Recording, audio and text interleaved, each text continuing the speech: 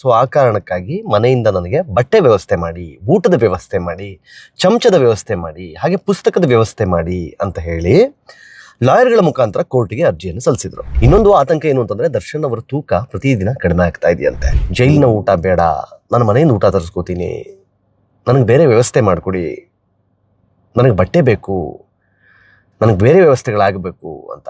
ಆದರೆ ನ್ಯಾಯಾಧೀಶರು ಖಡಕ್ ಆಗಿದ್ದಾರೆ. ಎಲ್ಲ ಕೇಸ್ಗಳ ಥರ ಇದು ಒಂದು ಕೇಸ್ ರೀ. ನಮಸ್ಕಾರ, ಸ್ಪೀಡ್ ಪ್ಲಸ್ ಕರ್ನಾಟಕದ ವಿಶೇಷ ಕಾರ್ಯಕ್ರಮಕ್ಕೆ ಸ್ವಾಗತ. ನಾನು ನಿಮ್ಮ ಕಿರಿಕೀರ್ತಿ. ಯೂಶ್ವಲಿ ಸ್ಟುಡಿಯೋದಿಂದ ಮಾಡ್ತಿದ್ದೆ, ಆದರೆ ಆರೋಗ್ಯದಲ್ಲಿ ಸ್ವಲ್ಪ ಏರುಪೇರು ಆಗಿರೋದ್ರಿಂದ ಇವತ್ತು ಕಾರಲ್ಲಿ ಕೂತ್ಕೊಂಡು ವಿಡಿಯೋ ಮಾಡಬೇಕಾಗಿ ಬಂದಿದೆ. ವಿಷಯ ಏನಪ್ಪ ಅಂತಂದರೆ, ದರ್ಶನ್ ಅವರು ಒಂದು ಅರ್ಜಿ ಸಲ್ಲಿಸಿದ್ರು. ಏನಂತ, ನನಗೆ ಜೈಲಿನ ಊಟ ಸೆಟ್ ಆಗ್ತಾ ಇಲ್ಲ, ನನಗೆ ಜೈಲಿನ ಬಟ್ಟೆ ಸೆಟ್ ಆಗ್ತಾ ಇಲ್ಲ, ನನಗೆ ಜೈಲಿನ ಸ್ಪೂನ್ಗಳು ಇಲ್ಲೆಲ್ಲ ವ್ಯವಸ್ಥೆ ಸರಿ ಹೋಗ್ತಾ ಇಲ್ಲ, ನನಗೆ ಇನ್ಫ್ಯಾಕ್ಟ್ ನನಗೆ ಲೂಸ್ ಮೋಷನ್ ಶುರುವಾಗಿದೆ. ಸೊ ಆ ಕಾರಣಕ್ಕಾಗಿ ಮನೆಯಿಂದ ನನಗೆ ಬಟ್ಟೆ ವ್ಯವಸ್ಥೆ ಮಾಡಿ, ಊಟದ ವ್ಯವಸ್ಥೆ ಮಾಡಿ, ಚಮಚದ ವ್ಯವಸ್ಥೆ ಮಾಡಿ, ಹಾಗೆ ಪುಸ್ತಕದ ವ್ಯವಸ್ಥೆ ಮಾಡಿ ಅಂತ ಹೇಳಿ ಲಾಯರ್ಗಳ ಮುಖಾಂತರ ಕೋರ್ಟಿಗೆ ಅರ್ಜಿಯನ್ನು ಸಲ್ಲಿಸಿದರು. ಅಂದರೆ ದಯವಿಟ್ಟು ನನಗೆ ಇದಕ್ಕೆ ಅವಕಾಶ ಮಾಡಿಕೊಡ್ಬೇಕು ಅಂತ. ಸೊ ಫಣೀಂದ್ರ ಅವರು ದರ್ಶನ್ ಅವರ ಪರವಾಗಿ ವಾದವನ್ನು ಮಂಡಿಸಿದ್ರು. ಇವತ್ತು ಕೋರ್ಟಲ್ಲಿ ಇದ್ರ ಬಗ್ಗೆ ಚರ್ಚೆ ಆಯಿತು.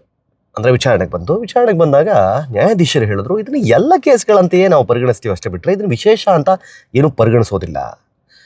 ನೀವು ಹೇಳ್ತಾ ಇದ್ರಿ ಮನೆಯಿಂದ ಊಟ ತರಿಸ್ಲಿಕ್ಕೆ ಅವಕಾಶ ಇದೆ ಅಂತ, ಎಲ್ಲಿದೆ ಈ ಹಿಂದೆ ಅಲ್ಲೆಲ್ಲಾದರೂ ಆ ಥರದ್ದೆಲ್ಲಾದರೂ ಕೋರ್ಟ್ ಆರ್ಡರ್ ಆಗಿರೋ ಉಲ್ಲೇಖ ಇದೆಯಾ ಅಂತ ಕೇಳಿದ್ರಂತೆ. ಆ ಥರದ್ದೆಲ್ಲೂ ಇಲ್ಲದೇ ಇರೋ ಕಾರಣಕ್ಕೆ ಈಗ ಜುಲೈ 18ರವರೆಗೆ ಇಲ್ಲಿ ತನಕ ಹೇಗಿತ್ತೋ ಹಾಗೆ ಮುಂದುವರಿಯುತ್ತೆ. ಸೊ ದರ್ಶನ್ ಅವರು ಇಚ್ಛೆಪಟ್ಟಂತೆ ಮನೆಯಿಂದ ಬಟ್ಟೆ ಆಗಲಿ, ಮನೆಯಿಂದ ಪುಸ್ತಕಗಳಾಗಲಿ, ಚಮಚ ಆಗಲಿ ಏನು ಬರ್ತಾ ಇಲ್ಲ. ಇನ್ಫ್ಯಾಕ್ಟ್ ಊಟ ಸಹಿತ ಮನೆಯಿಂದ ತಂದು ಕೊಡಲಿಕ್ಕೆ ಕೋರ್ಟ್ ಒಪ್ಪಿಲ್ಲ.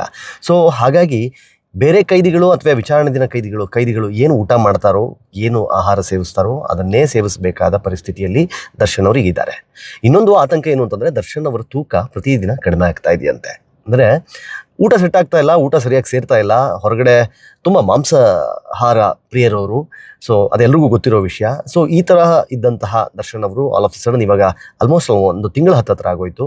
ಸೊ ಈಗ ಬೇಕಾದ ಅಡುಗೆ ಸಿಗ್ತಾ ಇಲ್ಲ, ಬೇಕಾದ ಊಟ ಸಿಗ್ತಾ ಇಲ್ಲ, ಬೇಕಾದ ಹಾಗೆ ಬದುಕೋಕ್ಕಾಗ್ತಾ ಇಲ್ಲ. ಲಕ್ಸುರಿ ಜೀವನವನ್ನು ಮಾಡಿದವರು ನೆಮ್ಮದಿಯಾಗಿ ನಿದ್ದೆ ಮಾಡೋಕ್ಕಾಗ್ತಾ ಇಲ್ಲ. ಸೊಳ್ಳೆ ಕಾಟ ಇದೆಯೋ ಏನೋ ಗೊತ್ತಿಲ್ಲ.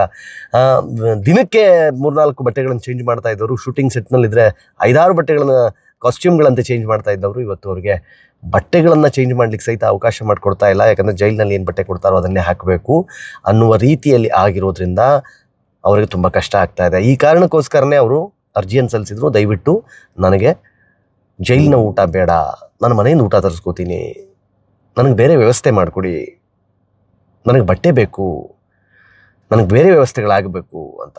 ಆದರೆ ನ್ಯಾಯಾಧೀಶರು ಖಡಕ್ ಆಗಿದ್ದಾರೆ. ಎಲ್ಲ ಕೇಸ್ಗಳ ಥರ ಇದು ಒಂದು ಕೇಸ್ ರೀ. ಇದೇನು ಸ್ಪೆಷಲ್ ಕೇಸಾ ಇದು?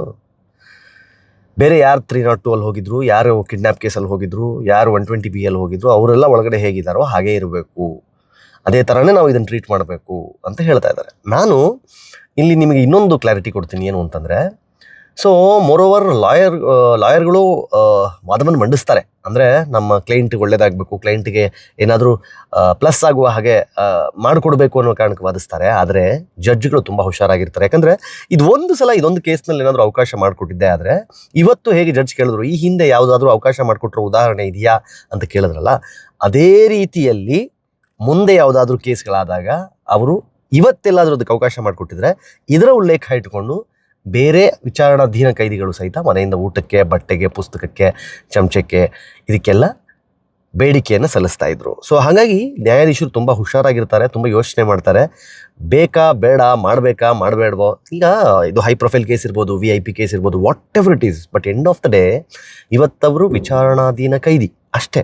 6106 ವಿಚಾರಣಾಧೀನ ಕೈದಿ ಅಷ್ಟೇ ನೋಡಬೇಕಷ್ಟೇ, ಬಿಟ್ಟರೆ ಅದನ್ನು ಹೊರತುಪಡಿಸಿ ಇದರಲ್ಲಿ ಅಪರಾಧ ಯಾವುದು, ಏನು ಅಪರಾಧ ಮಾಡಿದ್ದಾರೆ, ಯಾರಿಗೆ ಅನ್ಯಾಯ ಆಗಿದೆ ಇದನ್ನು ನೋಡುತ್ತಷ್ಟೇ, ಬಿಟ್ಟರೆ ಕೋರ್ಟು ಯಾರು ಮಾಡಿದ್ದಾರೆ ಅವ್ರನ್ನ ಕಾಪಾಡಬೇಕಾ ಅಥವಾ ಅವ್ರಿಗೇನೋ ಒಳ್ಳೇದು ಮಾಡಬೇಕಾ, ಅವ್ರಿಗೆ ಅಲ್ಲಿ ಲಕ್ಸುರಿ ಸೇವೆಯನ್ನು ಕೊಡಬೇಕಾ, ಅವ್ರು ಕೇಳಿದ್ದನ್ನು ಒದಗಿಸ್ಕೊಡ್ಬೇಕಾ ಅನ್ನೋದನ್ನು ಯಾವತ್ತೂ ಕೋರ್ಟ್ ಯೋಚನೆಯೂ ಮಾಡೋದಿಲ್ಲ.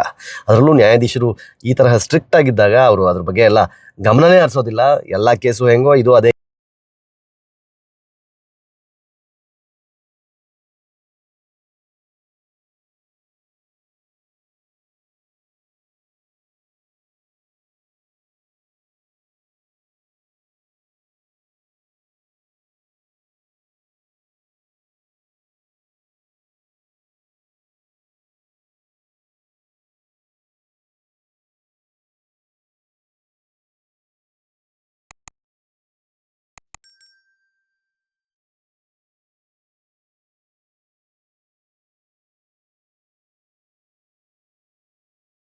Speed plus Karnataka.